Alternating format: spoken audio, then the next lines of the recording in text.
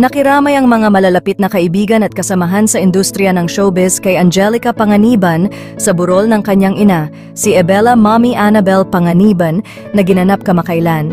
Kabilang sa mga dumalo sina Kim Chiu, Ryan Bang, Bella Padilla at iba pang mga kilalang personalidad sa showbiz. Si Mommy Annabelle ay kilala sa pagiging matiyaga at mapagmahal na ina ni Angelica. Mula sa murang edad na 6 na taon, hindi niya iniwan si Angelica sa lahat ng audition, taping at shooting. Siya ang naging gabay at inspirasyon ng aktres sa bawat hakbang ng kanyang career. Hanggang sa pagdadalaga ni Angelica, patuloy pa rin ang suporta ni Mommy Annabelle sa kanyang mga proyekto. Sa mga oras ng tagumpay at pagsubok, naging matibay na haligi ng lakas si Mommy Annabelle para kay Angelica. Naging masaya rin ang ina ni Angelica nang ito ay ikasal kay Greg Homan. Lalo pang nadagdagan ang kanyang kasiyahan nang makita ang unang apo kay Angelica na si Baby Bean.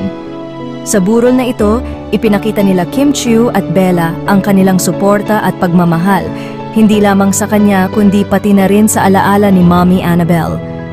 Ang presensya ng mga ito ay patunay ng malalim na pagkakaibigan at pagmamahalan sa kanilang samahan sa industriya ng showbiz.